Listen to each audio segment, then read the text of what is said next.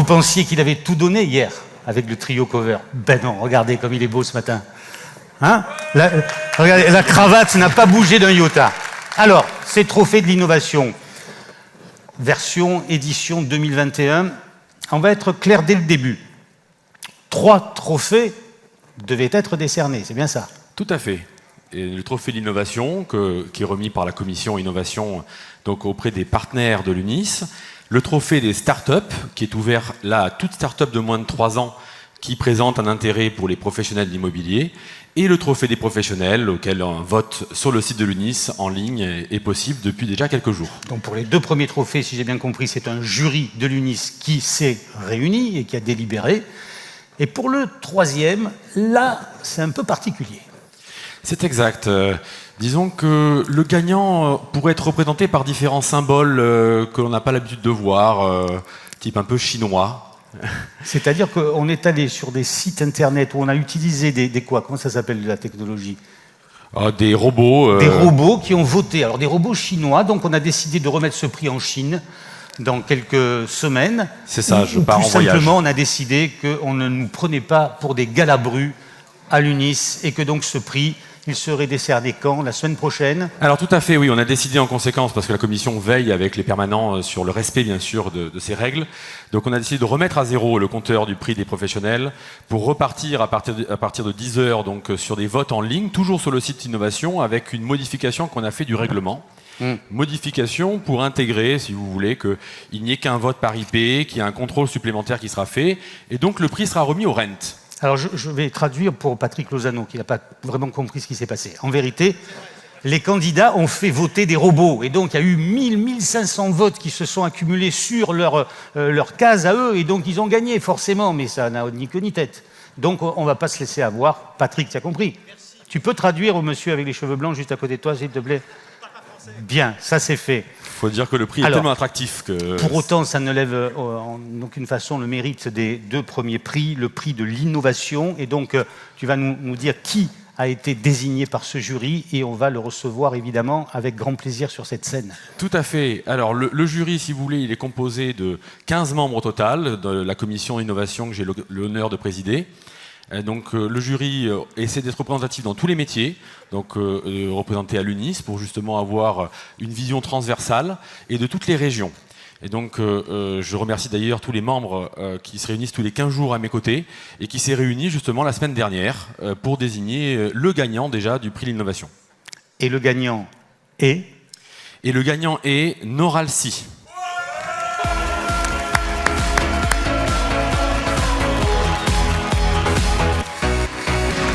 Félicitations.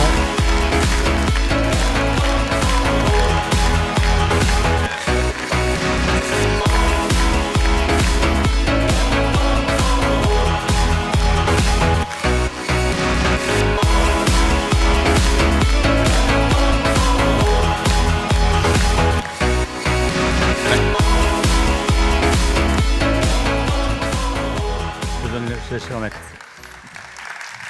Bienvenue Naïma Tari, félicitations. Alors en quelques minutes, si vous pouvez nous présenter un petit peu ce que vous faites. On va diffuser d'ailleurs en parallèle aussi la vidéo qui était disponible sur le site de l'UNIS, donc innovation.unis-imo.fr. Donc dites-nous un petit peu ce que vous avez proposé comme innovation. D'abord bonjour à tous et merci d'avoir voté pour nous et qu'on puisse recevoir ce prix. Si on pouvait lancer la vidéo, ça nous aiderait, voilà. Alors, Noralsi a innové, c'est une application mobile qui permet d'ouvrir l'interphone via son smartphone. Donc c'est un badge virtuel. Donc dans ce contexte actuel, ça permet d'ouvrir la porte sans contact avec la platine. Donc dès que vous vous rapprochez, la platine peut s'ouvrir. Après, il y a différentes programmations. Donc soit en geste actif, vous activez votre smartphone avec un geste et ça ouvre la porte. Soit vous vous rapprochez, donc dans le cas où une personne est chargée ou a un handicap, donc ça permet de répondre aussi à la norme PMR. Donc dès que vous rapprochez de la platine, ça permet d'ouvrir la porte sans contact.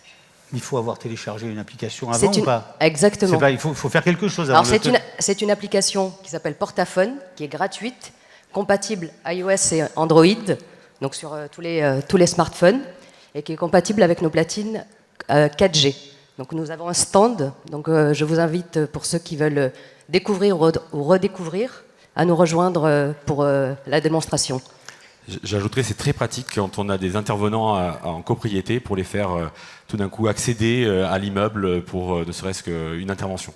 Exactement. Tout se gère à distance. C'est une gestion de toute votre base à distance, sans se déplacer. Donc via votre installateur, on accompagne le syndic. Alors d'où ma présence aussi aujourd'hui.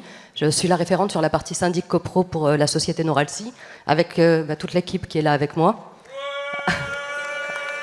Ils font plus de bruit que les étudiants de 2SE quand même. Dites-moi, j'ai 2 questions à vous poser. La première, c'est comment vous faites pour gagner votre vie si elle est gratuite, cette application? Alors l'application est gratuite. Par contre, de l'autre côté, il y a le matériel qu'il faut installer pour aller avec l'application. Donc il y a une platine qui s'appelle Handy 4G ou 4G Pro. Donc ils sont compatibles avec cette application. Vous appelez ça une platine, parce que pour un certain nombre de personnes dont je fais partie, une platine, c'est tout à fait autre chose. Oui. Deuxième question, et elle est très sérieuse celle-là, puisque je ne sais pas si c'est Noralsi qui a été choisi dans la copropriété qui habite mon vieux papa, mais par contre mon vieux papa, il ne peut pas ouvrir lui. Comment font les personnes âgées? Alors pour les personnes âgées, donc qui n'ont pas de... Alors déjà, il y a beaucoup de personnes âgées aujourd'hui qui ont un smartphone. Avec la période que nous avons traversée, beaucoup de cadeaux ont été remis dans ce sens-là, c'est-à-dire les enfants remettent un smartphone aux anciens, et les anciens, on le voit lors des réunions que nous faisons aussi avec les copropriétaires ou les syndics. Les anciens, des fois, sont mieux équipés que les nouveaux. Ah ouais. Donc, mais arrivent avec un smartphone de génération très récente. Donc, et pour ceux qui n'auraient pas de smartphone, pour X raisons, ça peut arriver, ça fonctionne également avec un téléphone fixe. J'ai encore une question, parce que le journaliste est forcément Non, curieux. Vous en êtes où de votre développement? Est-ce que vous avez eu des levées de fonds? Est-ce que vous en espérez? Alors, il n'y a pas eu de levée de fonds. C'est une société familiale qui existe depuis 1979. Donc, ah oui, nous avons... c'est une start-up qui a des heures de vol, quoi. C'est une start-up qui a quelques années, oui, tout à fait. Qui a su se développer tout en gardant les valeurs de l'entreprise aussi. Et on ne connaît pas votre nom, alors on est embêté. Donc Naïma Tari. Naïma, on pourrait quand même applaudir Naïma. Merci. Merci mille fois. Félicitations. Merci. Alors, ce prix, on va quand même expliquer en même temps que vous prenez la photo, ce qui fera plus naturel, ce que recouvre ce prix. Parce que, évidemment, c'est juste quelque chose que vous allez mettre sur votre cheminée, mais pas que. Tout à fait. Il y aura bien entendu une diffusion sur un communiqué de presse, les réseaux sociaux, auprès d'une newsletter, auprès des adhérents, une mise en avant que vous pourrez faire également du fait que vous avez gagné ces trophées Lunis, et bien entendu au Rent, si on peut se voir la semaine prochaine. Ce sera avec grand plaisir également qu'on le mettra en avant. Ce sera avec plaisir. On vous remercie, et d'autant plus. Alors, nous avons reçu un prix récemment, donc au congrès HLM, donc qui ont su aussi remarquer justement cette innovation. Super. Donc, merci encore. Merci beaucoup. La société Noralsi, merci beaucoup. Merci. Le deuxième prix que nous allons remettre est le prix des startups. Pas de souci. Merci. Le prix des startups. Alors, le prix des startups. Alors, qu'est-ce que ça voulait dire? Quelle est la différence entre le prix de l'innovation et le prix des startups? Alors, le prix de l'innovation, c'était sur l'ensemble des sociétés partenaires de l'UNIS que l'on pouvait s'adresser, donc pas forcément des sociétés récentes. Alors que la start-up, c'était forcément une société qui s'était montée il y a moins de 3 ans, et une société qui pouvait être ouverte justement dans un cadre de développement en cours éventuellement, pas encore abouti, prêt à la commercialisation quand même. Donc dans cet esprit-là, on a eu 9 candidats, très intéressants d'ailleurs. Il y a eu des échanges, on les a rencontrés chacun d'eux, et ils nous ont fait des vidéos que vous pouvez consulter sur le site. Et bien entendu, on a déterminé un gagnant à la commission. Et donc, le gagnant est Smart Preuve.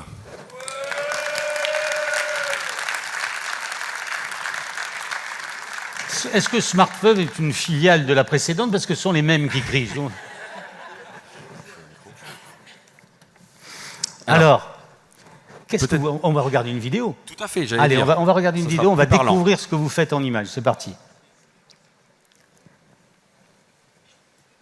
Posséder Smart Preuve sur son mobile, c'est se mettre un huissier dans la poche, accessible 24 heures sur 24 et 7 jours sur 7.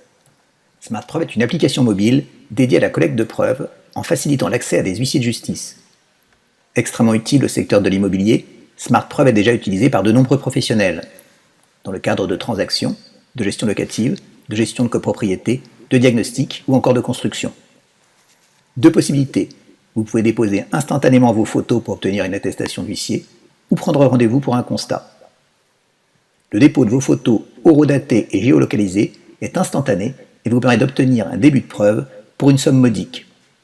Concrètement, vous pouvez établir l'antériorité de la visite d'un bien, sécuriser la vente lors de la dernière visite, protéger vos mandats exclusifs, démontrer un manquement à des dispositions contractuelles ou déontologiques, ou encore prouver des nuisances, justifier des défaillances d'un prestataire, établir des responsabilités en cas de sinistre ou garantir votre protection avant un chantier par exemple.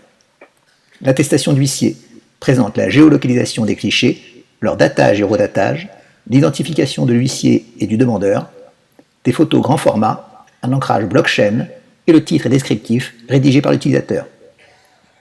L'application SmartPreuve est téléchargeable gratuitement sur Apple Store et Google Play.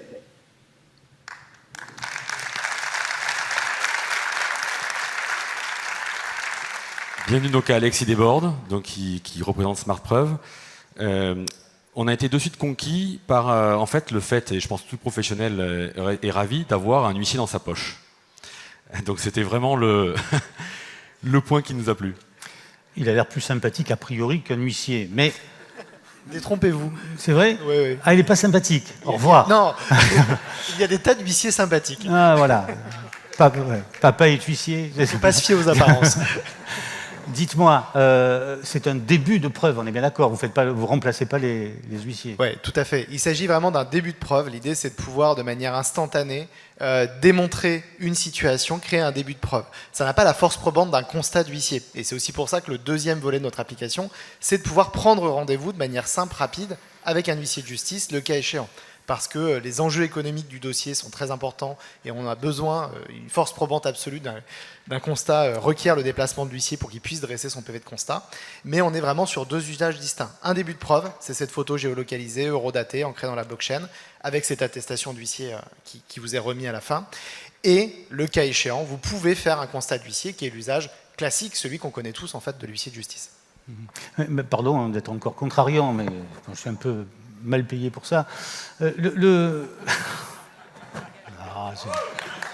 c'est pas vrai. C'est même pas vrai. C'est même pas vrai. Enfin, bon.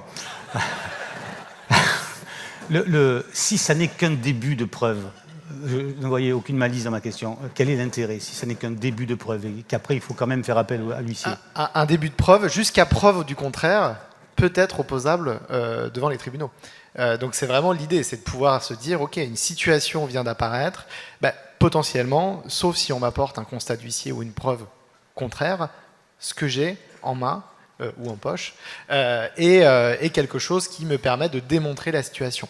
Et puis aussi, c'est surtout pour un usage de résolution amiable, c'est-à-dire on fait intervenir par exemple des artisans pour refaire des placos, il y a une cuisine qui vient d'être posée. On fait le tour des lieux avec l'artisan au préalable qui va poser le placo pour qu'il ne soit pas de mauvaise foi en disant que la porte était enfoncée avant qu'il arrive. Donc voilà, c'est ce genre de choses-là aussi pour, d'un point de vue amiable, résoudre des solutions sans avoir... pour des levées de réserve ou des trucs comme ça, ça peut aider aussi. C'est un moyen de lutter contre la mauvaise foi des Même des question, et après on en aura terminé, hein, mais vous en êtes tout de votre développement puisque vous êtes start-up, donc moins de 3 ans d'ancienneté. Eh bien, au tout départ, cette application elle est financée par des huissiers de justice. Et c'est important de l'expliquer. C'est pour ça qu'il disait. Oui. En fait, pourquoi ? Parce que les huissiers aujourd'hui sont des acteurs qui sont en bout de chaîne. On les appelle quand c'est trop tard. Et l'idée de nos 70 actionnaires, c'est de se dire comment on arrive à se replacer dans la chaîne de consommation du droit et de la preuve beaucoup plus tôt, beaucoup plus en amont. Et donc, on a créé cette application-là, dans cette démarche-là, avec nos actionnaires en ce qu'on appelle pré-seed, c'est-à-dire que c'est une pré-levée de fonds qui nous a permis de développer cette application. Et aujourd'hui, on a sorti une version bêta au mois de janvier. Version bêta sur laquelle on a ce qu'on appelle itéré dans le monde de l'innovation, c'est-à-dire qu'on l'a montré à certains clients pilotes, prospects pilotes, ça nous a permis de faire un certain nombre d'évolutions, et la version stable est sortie depuis le mois de septembre. Donc on est au tout début de notre phase de prospection. Ce prix, il est fondamental pour nous, ce qui va nous aider à aller démarcher des prospects, donc beaucoup d'ailleurs peuvent être dans cette salle, et ça va vraiment nous aider à la fois pour notre développement commercial, mais également pour une deuxième levée de fonds qu'on est en train de préparer, et qui aura lieu courant 2022. Voilà. Super, tiens, je vous laisse quand même. Voilà, félicitations un prix encore. de la visibilité, de la notoriété et le réseau de l'UNIS derrière vous à partir d'aujourd'hui. Et merci beaucoup. Super, merci beaucoup. On vous libère. Renaud, un dernier mot. On rappelle que le prix des professionnels sera remis donc dans une semaine, c'est ça? Tout à fait. On pourra voter donc jusqu'au mercredi prochain, 18h. Et il sera remis jeudi, durant le Salon Rennes. Tout l'UNIS a un stand et j'aurai l'honneur également d'y être avec toutes mes équipes de la commission innovation pour promouvoir encore l'UNIS et rencontrer de nouvelles startups et pouvoir vous en présenter l'année prochaine. Je pense qu'on pourrait saluer vraiment Renaud et toute l'équipe pour ce qu'ils nous ont proposé hier et cette remise de prix aujourd'hui. Merci beaucoup Renaud pour ça. Merci Gabi.